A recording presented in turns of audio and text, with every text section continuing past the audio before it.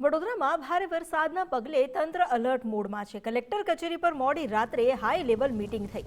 JCB machine, speed અને rubber boat stand by રાખવામાં આવી છે। પૂર જેવી સ્થિતિને પહોંચી વળવા પણ તંત્ર તૈયાર થયું છે।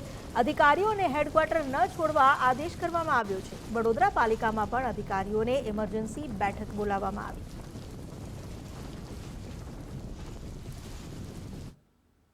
એના હિસાબે બધા અધિકારીઓની, બધા ઝોનના એક્સિયન્સની, બધા અમારા પ્રોજેક્ટના એક્સિયન્સની, વોર્ડ ઓફિસર્સ અને એએમસીની બધાની મિટિંગ આજે રાખવામાં આવી છે।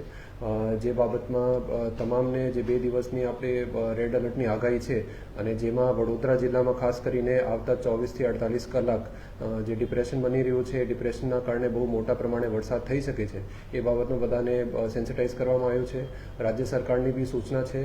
એના માટે અમારી જે તૈયારીઓ છે એની એક સમીક્ષા કરવામાં આવી છે। તૈયારીઓમાં પ્રમાણે આપણે જે શેલ્ટર હાઉસીસ છે, જે લોકોને કંઈ ખસેડવા પડે એના માટે શું તૈયારીઓ છે, સાથે સાથે જે આપણે મશીનરી છે, રાતમાં કંઈ ડીવોટરિંગ પંપની જરૂર પડે એની સાથે અમારા જે કંટ્રોલ રૂમ જે એક્ટિવેટ કરવાના છે એ એક્ટિવેટેડ છે। એની સાથે સાથે જે ક્યુઆરટી ટીમ્સ અમારી જે એક્ટિવેટેડ છે એનામાં ફરી અમારે જે 24 કલાકની શિફ્ટ જે છે અમે લાસ્ટ વીક જે કર્યું હતું એ પ્રમાણે બધાને તૈયારી રાખવા માટે અમારા તરફથી સૂચના આપવામાં આવી છે।